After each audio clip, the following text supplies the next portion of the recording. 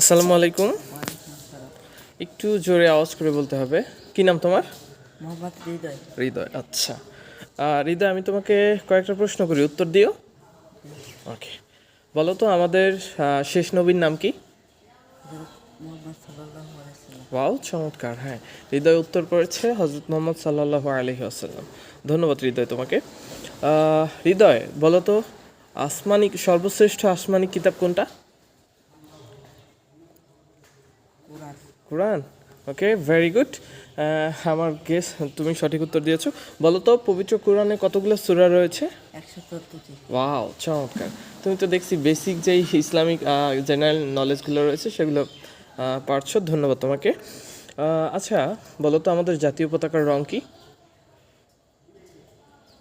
সবুজ আর লাল। সবুজ আর লাল। ওয়াও, চমৎকার, ভেরি গুড।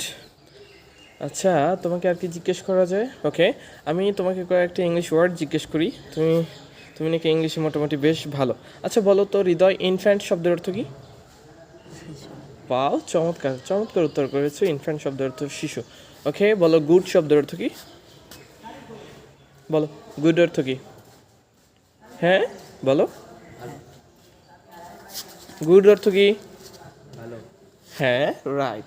পিছন থেকে একজন উত্তর করে দিয়েছে, হৃদয়ের সহপাঠী, যে গুড অর্থ ভালো। ওকে, গুড অর্থ কি তাহলে? ভালো। ভালো। ধন্যবাদ হৃদয় তোমাকে। তোমার সাথে কথা বলে ভালোই লাগলো। অসংখ্য ধন্যবাদ।